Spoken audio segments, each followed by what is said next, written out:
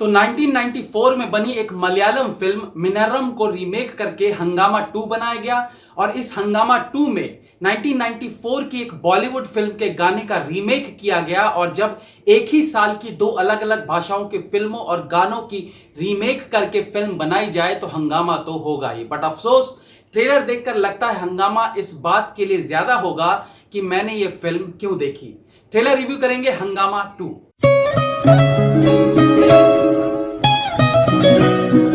वैसे तो ये सच्चाई है कि आप लिफाफा देखकर उसके अंदर की सामग्री पर टिप्पणी नहीं कर सकते, यानी ट्रेलर देखकर फिल्म कैसी होगी इस पर ज्यादा कुछ नहीं कह सकते। लेकिन यह भी सच है कि ट्रेलर जो है वो पूरी फिल्म का संक्षिप्त विवरण होता है और फिल्म के बेस्ट सीन्स को ट्रेलर में जगह दी जाती है ताकि लोगों की फिल्म देखने के लिए एक्सपेक्टेशंस बढ़ जाएं। और यदि ट्रेलर ही आपको निराश कर दे तो फिल्म से ज्यादा उम्मीद नहीं लगाई जा सकती।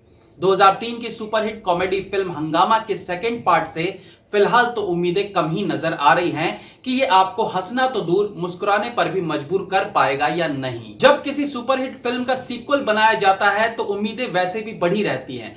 फिल्म का डायरेक्शन एक बार फिर से प्रियदर्शन ने किया है, जो कुछ बेहतरीन बॉलीवुड फिल्में बनाने के लिए जाने जाते हैं। 1994 की जिस मलयालम फिल्म मिन्नरम का रीमेक किया गया है उस फिल्म का डायरेक्शन भी प्रियदर्शन ने ही किया था। वैसे तो फिल्म मेकर्स का कहना है कि हंगामा 2 से हंगामा 1 की कहानी का कोई लेना देना नहीं है, दोनों डिफरेंट कहानियां हैं। लेकिन हंगामा 1 का जो one of the best part था, यानी परेश रावल और उनकी पत्नी के बीच शक वाला एंगल, उस एंगल को यहां एक बार फिर से भुनाने की कोशिश की गई है। इसमें कोई शक नहीं है कि फिल्म में परेश रावल, राजपाल यादव, जॉनी लीवर और आशुतोष राणा जैसे दिग्गज कलाकार हैं। लेकिन ट्रेलर देखकर जितना महसूस किया जा सकता है उसके हिसाब से तो इन एक्टर्स को फिल्म में पूरी तरह से वेस्ट किया गया है। ये ऐसे कलाकार हैं जो मामूली डायलॉग्स को भी अपनी टाइमिंग से दमदार बनाने की ताकत रखते हैं। लेकिन फिर कुछ तो राइटिंग में दम हो। अगर कॉमेडी पंचेस बिल्कुल ही बेजान होंगे तो एक्टर भी कहां तक उसे संभालेगा।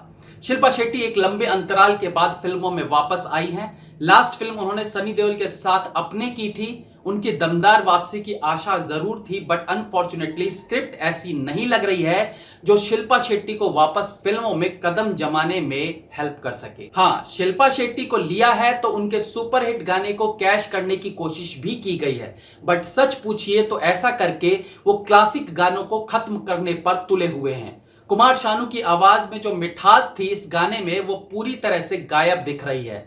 शिल्पा शेट्टी के डांस स्टेप्स को छोड़ दे तो और किसी भी कारण से इस गाने को देखकर पुराने वाले ओरिजिनल गाने चुरा के दिल मेरा की याद नहीं आती। 1994 में अक्षय कुमार और शिल्पा शेट्टी ने इस गाने से हंगामा कर दिया था, लेकिन 2021 की हंगामा के समय शिल्पा शेट्टी अब परेश रावल की वाइफ की भूमिका निभा रही हैं तो अक्षय कुमार आज भी लीड हीरो ही बनते हैं। ये एक बड़ा फर्क है जो दर्शाता है कि बॉलीवुड में एक्ट्रेस का करियर बहुत छोटा होता है। ट्रेलर देखकर ये तो पता चल रहा है कि कहानी मिजान जाफरी और प्रणीता सुभाष की है, जहां एक बच्चे से कंफ्यूजन शुरू होती है। लेकिन ट्रेलर के मैक्सिमम पार्ट में परेश रावल का अपनी बीवी के ऊपर शक करते दिखाना यह साफ दर्शाता है कि फिल्म का बोझ जो है वो परेश रावल के कंधों पर ज्यादा डाला गया है। मिजान जाफरी जो कि जावेद जाफरी के बेटे हैं, उन्होंने 2019 की फिल्म मलाल से अपने करियर की शुरुआत की थी। हालांकि फिल्म खास नहीं चली बट उनकी एक्टिंग को सराहा जरूर गया था। अब इस बार एक कॉमेडी ड्रामा फिल्म का वो हिस्सा बने हैं। ये फिल्म 2018 में बननी शुरू हुई थी लेकिन किन्हीं कारणों से अटकती चली गई और अक्सर देखा गया है कि जिस फिल्म को बनने में समय ज्यादा लगा हो उस फिल्म को बॉक्स ऑफिस पर ढेर होते भी समय नहीं लगता। ऑफ कोर्स ये फिल्म ओटीटी पर रिलीज होगी लेकिन दम तो वहां भी तोड़ ही सकती है। आशुतोष राणा को ट्रेलर में ज्यादा स्पेस नहीं मिला है और शायद फिल्म में भी उनके सीन्स लिमिटेड ही होंगे। ट्रेलर में सुनाई देने वाला दूसरा गाना हंगामा हो गया भी रीमेक ही लग रहा है।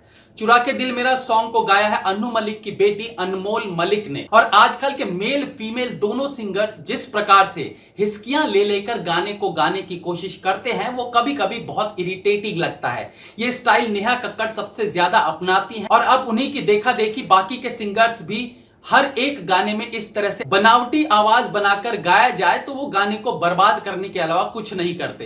एक सवाल ये भी उठता है कि परेश रावल, जॉनी लीवर, राजपाल यादव इन जैसे कलाकारों को स्क्रिप्ट्स की जबरदस्त समझ होने के बाद भी जानबूझकर ऐसी फिल्में क्यों करनी पड़ती है तो राजपाल यादव के केस पे तो समझ आता है कि प्रियदर्शन की हर फिल्म का वो हिस्सा रहते हैं, लेकिन बाकी के एक्टर्स क्या सोचकर ऐसी कहानियों के लिए हाँ कर देते हैं, ये कहना मुश्किल है। फिलहाल ट्रेलर देखकर यही लग रहा है कि ये दूसरी कूली नंबर 1 बन सकती है, बट फिलहाल ये केवल ट्रेलर देखकर एक राय बनाई गई है। मे बी फिल्म में कुछ हंगामा हो ही जाए। तो दोस्तों वेट कीजिए 23 जुलाई का, जब ये फिल्म डिज्नी हॉटस्टार पर देखने को मिलेगी और तभी पता चलेगा कि ये हंगामा कोई हंगामा बरपाती है या फुस्सी बम साबित होती है। Have a nice day.